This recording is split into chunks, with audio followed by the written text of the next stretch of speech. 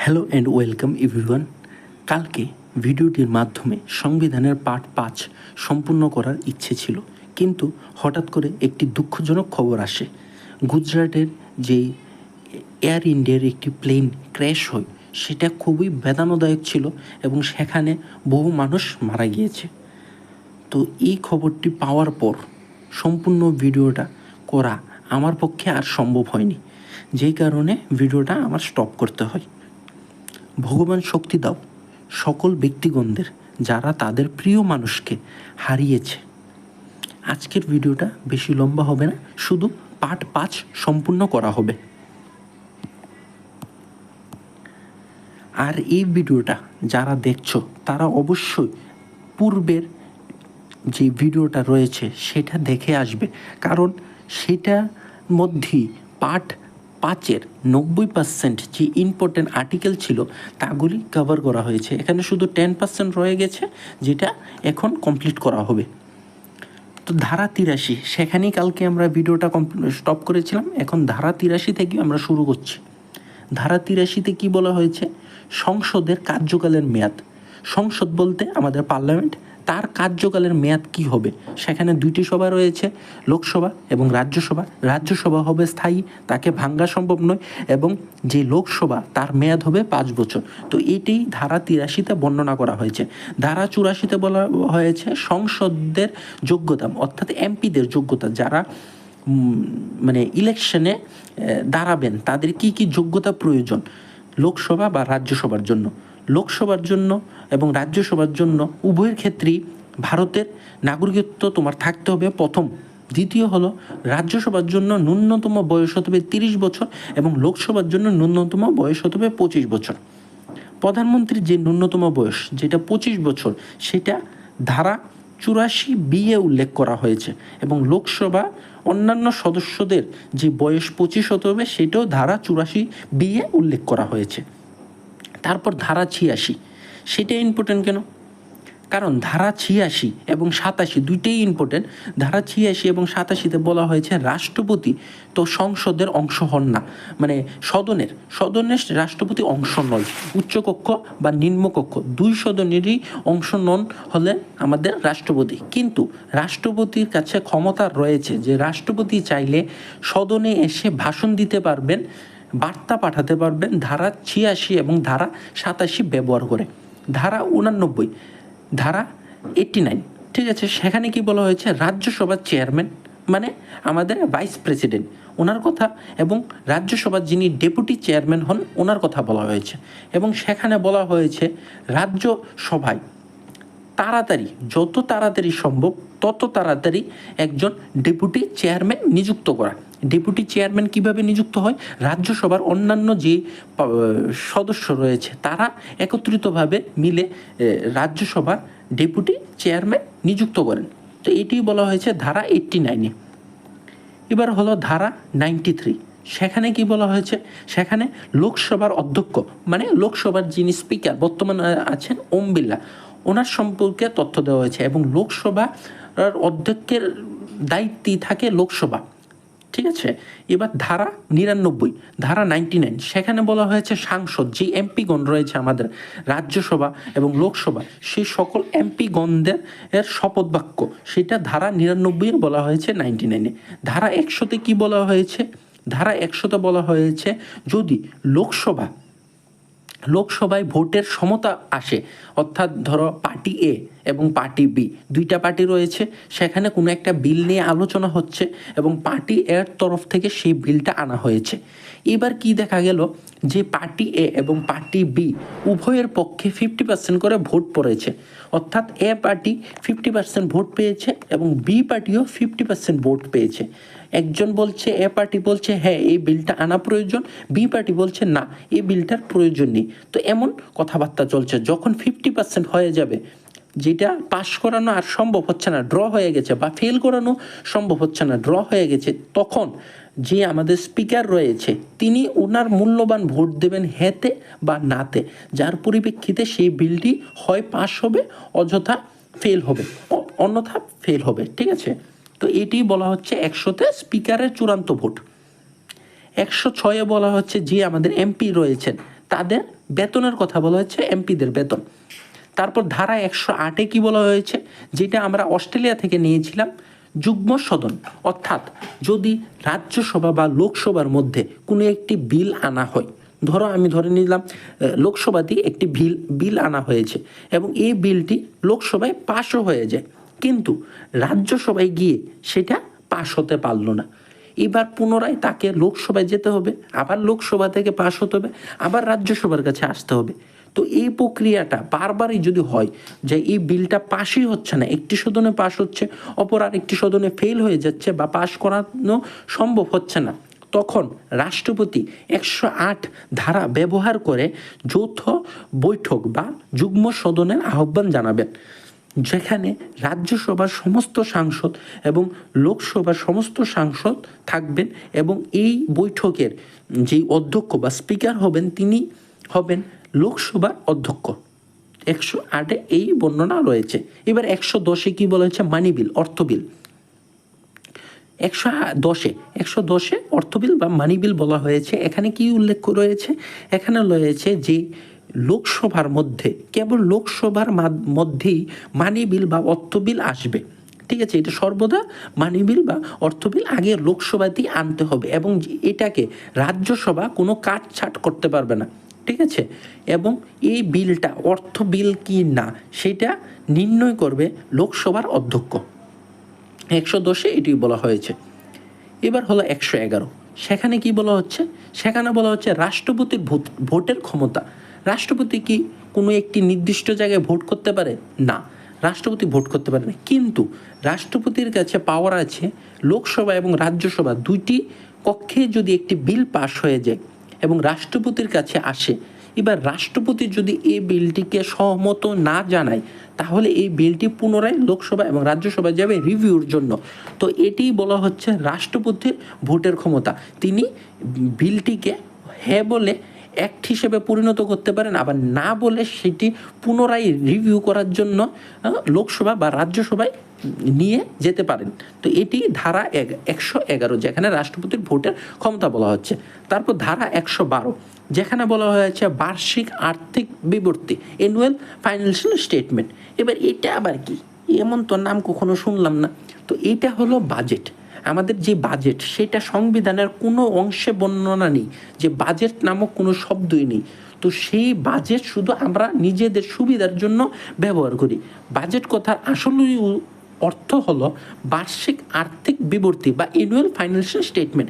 তো যদি কোনোদিন পরীক্ষায় আসে যে বাজেট কত নম্বর ধারায় বর্ণিত রয়েছে, 112 কিন্তু অপশনে থাকবে, তোমরা কি আনসার করবে? বাজেট কোনো ধারাতেই বর্ণিত নেই, বাজেটের পরিবর্তে এখানে বর্ণনা করা হয়েছে বার্ষিক আর্থিক বিবৃতি। ঠিক আছে, এবার ধারা 123, যেখানে রাষ্ট্রপতির অধ্যাদেশ নিয়ে কথা বলা হচ্ছে। এবার অধ্যাদেশ এটা আবার কি? এটা হলো ধরো এমন কোনো অবস্থায় যখন আমাদের লোকসভা বা রাজ্যসভার মধ্যে একটি সংসদ নেই, একটি সদন বন্ধ রয়েছে বা দুইটি সদনই বন্ধ রয়েছে, তখন রাষ্ট্রের জন্য কোনো বিশেষ আইন যদি প্রণয়ন করতে হয়, রাষ্ট্রপতি এককভাবে সেই আইন প্রণয়ন করতে পারবেন, কিন্তু সেটা হবে টেম্পোরারি, সেটা পার্মানেন্ট কোনো আইন হবে না।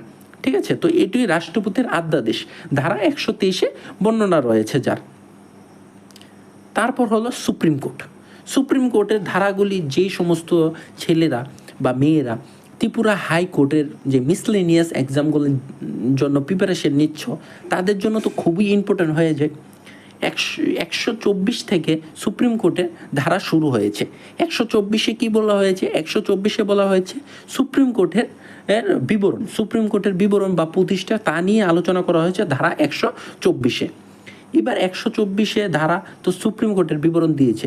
এবার সুপ্রিম কোর্টের সবচেয়ে উচ্চ পদস্থ কর্মকর্তা, ওনার নাম কি? ওনার নাম হলো চিফ জাস্টিস, অর্থাৎ সুপ্রিম কোর্টের প্রধান বিচারপতি। বর্তমানে ভারতের বা সুপ্রিম কোর্টের প্রধান বিচারপতিকে ভূষণ রামকৃষ্ণ গাবাই, BR গাবাই। ঠিক আছে, তিনি কততম? তিনি 52তম। এবং তিনি ইম্পর্টেন্ট আরও বেশির জন্য হচ্ছে, আরও একটা পয়েন্ট আছে ওনার সাথে, কারণ উনি হলেন প্রথম বৌদ্ধ ব্যক্তি যিনি ভারতের প্রধান বিচারপতি হিসেবে নিযুক্ত হয়েছেন। উনি 52তম প্রধান বিচারপতি।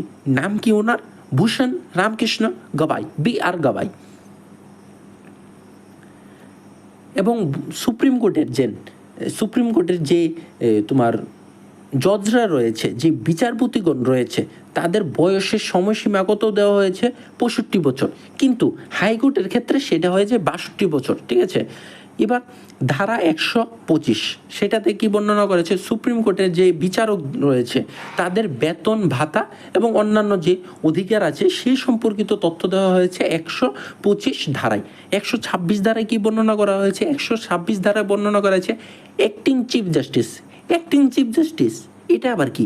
ভারপ্রাপ্ত প্রধান বিচারপতি। হ্যাঁ, ভারপ্রাপ্ত প্রধান বিচারপতি মানে যদি প্রধান বিচারপতি কোনো ভাবে মানে উপস্থিত না থাকেন, কোনো কারণ হতে পারে, অনেক কারণ হতে পারে, উপস্থিত যদি না থাকেন তাহলে ওনার হয়ে যিনি দায়িত্ব নেবেন ওনাকেই বলা হচ্ছে acting chief justice of India, মানে ভারপ্রাপ্ত প্রধান বিচারপতি। ওনার যে ধারা সেটা হলো 126, সেখানে ওনার সম্পর্কিত বিধান দেওয়া হয়েছে। এবার হলো ধারা 127, সুপ্রিম কোর্টের অ্যাড হক জাজ। এটা আবার কি? সুপ্রিম কোর্টের অ্যাড হক জাজ অর্থাৎ যদি সুপ্রিম কোর্টে বিচারপতিদের সংখ্যা কম থাকে তখন টেম্পোরারি বিচারপতিগণ নিয়োগ করার কথা বলা হচ্ছে এবং ওই বিচারপতিগণকেই অ্যাড হক জাজ বলা হচ্ছে ধারা 127-এ। এবার ধারা 128 সেখানে কি বর্ণনা করা হয়েছে?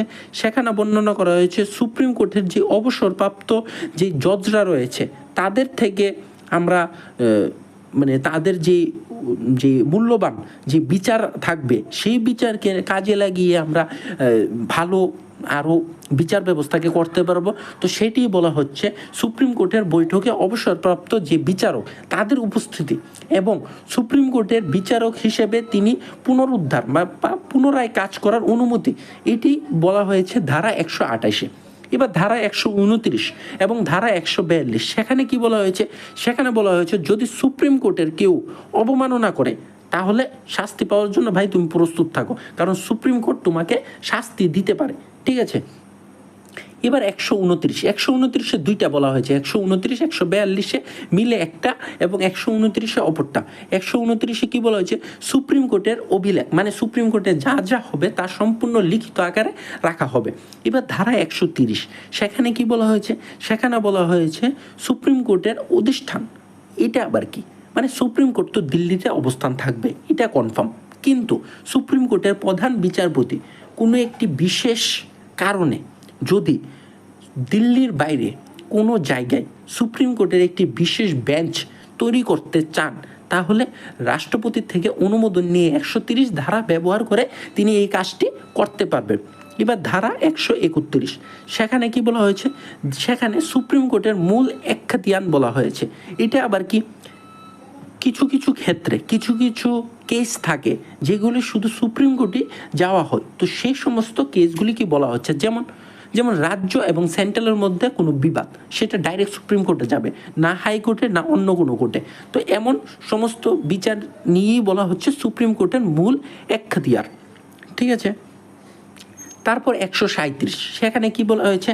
সেখানে বলা হয়েছে সুপ্রিম কোর্ট তার নিজের রায় বা আদেশকে রিভিউ করতে পারবেন, পর্যালোচনা করতে পারবেন। ঠিক আছে, এবার ধারা 141 সেখানে কি বলা হয়েছে?